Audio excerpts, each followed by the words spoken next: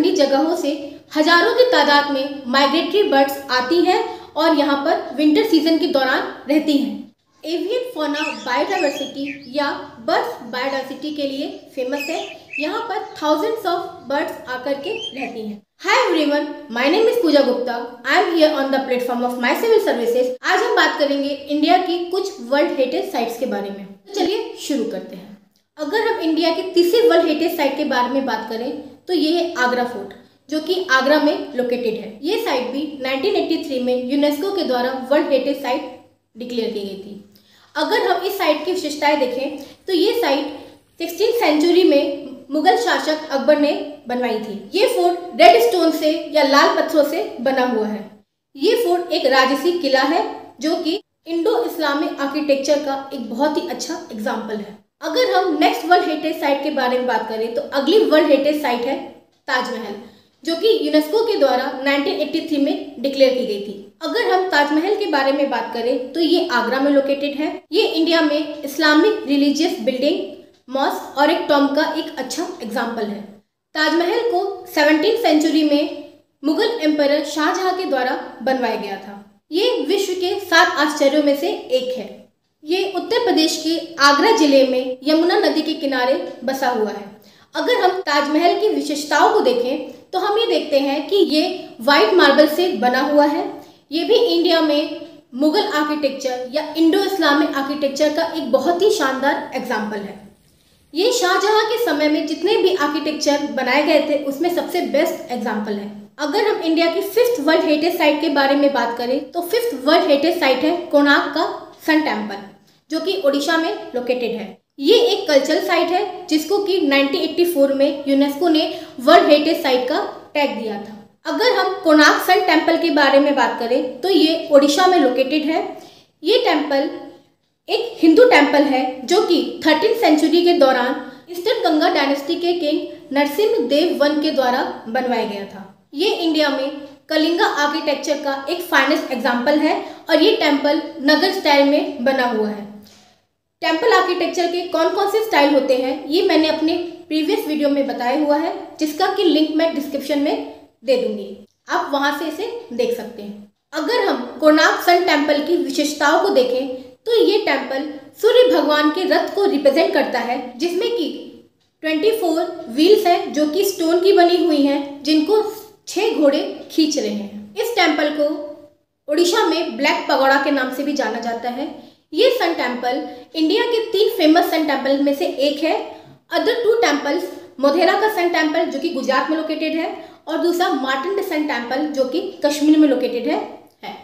अगर हम इंडिया की 6th वर्ल्ड हेरिटेज साइट के बारे में बात करें तो ये है group of monuments at Mahabalipuram, जो कि यूनेस्को द्वारा 1984 में वर्ल्ड हेरिटेज साइट डिक्लेयर की गई थी। अगर हम इस मॉन्यूमेंट के लोकेशन के बारे में बात करें तो ये इंडिया के तमिलनाडु में ईस्ट कोस्ट के किनारे महाबलीपुरम नाम के टाउन में लोकेटेड है। तो ये मॉन्यूमेंट 7th से 8th सेंचुरी के बीच में पल्लवा डायनेस्टी के द्वारा बनवाए गए थे। अगर हम इन ग्रुप्स को देखें तो इसमें 4 प्रकार के मॉन्यूमेंट्स पाए जाते हैं। पहला रथ टेम्पल, दूसरा है मंडपास जो कि रॉक कट टेम्पल्स को रिप्रेजेंट करते हैं।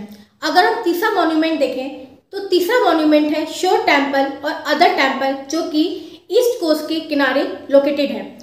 अगर हम 4th मॉन्यूमेंट देखें तो 4th मॉन्यूमेंट है डिसेंट ऑफ गंगा। अगर हम 7th साइट के बारे में बात करें तो 7th वर्ल्ड हेरिटेज साइट है काजीरंगा नेशनल पार्क, जिसको कि यूनेस्को ने 1985 में वर्ल्ड हेरिटेज साइट का टैग दिया था। ये इंडिया की पहली नेचुरल साइट है जो कि असम में ब्रह्मपुत्र रिवर के फ्लड प्लेन्स में लोकेटेड है। Kaziranga national park one horn rhinoceros के लिए फेमस है, जहां पर वर्ल्ड के सबसे ज्यादा वन हॉर्न राइनोसेरस पाए जाते हैं। 1974 में इसको नेशनल पार्क का टैग दिया गया था और 2007 में इसको टाइगर रिजर्व का टैग दिया गया था। अगर हम इंडिया की 8th वर्ल्ड हेरिटेज साइट के बारे में बात करें तो ये है मानस वाइल्ड लाइफ सेंचुरी, जो कि इंडिया की एक नेचुरल साइट है और इसको 1985 में यूनेस्को ने वर्ल्ड हेरिटेज साइट का टैग दिया था। अगर हम इस साइट की लोकेशन के बारे में बात करें तो ये साइट असम में मानस रिवर के अलोंग लोकेटेड है, जो कि एक रिच बायोडाइवर्सिटी को इकोलॉजी को रिप्रेजेंट करती है और यहाँ पे इंडिया के बहुत सारे इंडेंजर्ड स्पीशीज पाए जाते हैं, इसीलिए ये एक रिच बायोडाइवर्सिटी साइट है। अगर हम इंडिया की 9th वर्ल्ड हेरिटेज साइट के बारे में बात करें तो ये है केलादेव नेशनल पार्क, जो कि राजस्थान के भरतपुर जिले में लोकेटेड है और जिसको कि यूनेस्को ने 1985 में वर्ल्ड हेरिटेज साइट डिक्लेयर किया है। अगर हम केलादेव नेशनल पार्क की बात करें तो ये एक वेटलैंड है जो कि माइग्रेटरी बर्ड्स के लिए इंटरनेशनल लेवल पे फेमस है। दूर ठंडी जगहों से हजारों की तादाद में माइग्रेटरी बर्ड्स आती हैं और यहाँ पर विंटर सीजन के दौरान रहती हैं। इस साइट को 1971 में बर्ड सेंचुरी डिक्लेयर किया गया था, जिसको कि 1982 में नेशनल पार्क का टैग मिला। Keoladeo national park avian fauna biodiversity या बर्ड्स बायोडाइवर्सिटी के लिए फेमस है। यहाँ पर थाउजेंड्स ऑफ बर्ड्स आकर के रहती हैं।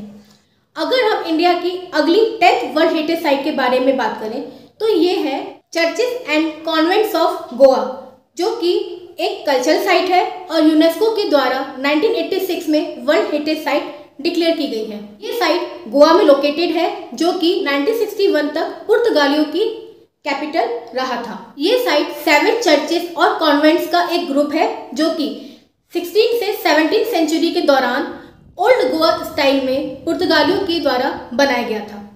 ये साइट गोथिक आर्किटेक्चर या इंडो यूरोपियन आर्किटेक्चर का एक बहुत ही अच्छा एग्जाम्पल है। अंत में मैं अपने वीडियो को कंक्लूड करना चाहूँगी और ये कहना चाहूँगी, ये साइट्स हमारे देश की धरोहरें हैं, इनको प्रोटेक्ट और कंजर्व करना हम सबकी जिम्मेदारी है। तो इस वीडियो में हमने इंडिया की वर्ल्ड हेरिटेज साइट के बारे में डिस्कस किया है। अगले अपकमिंग वीडियोस में हम इंडिया की और 30 वर्ल्ड हेरिटेज साइट्स के बारे में डिस्कस करेंगे। अगर आपको मेरा ये वीडियो अच्छा लगा हो तो इस वीडियो को लाइक करें, शेयर करें और मेरे चैनल माय सिविल सर्विसेज को सब्सक्राइब करें। तब तक के लिए खुश रहिए, स्वस्थ रहिए और इन्फॉर्मेशन को स्प्रेड करते रहिए। Thank you.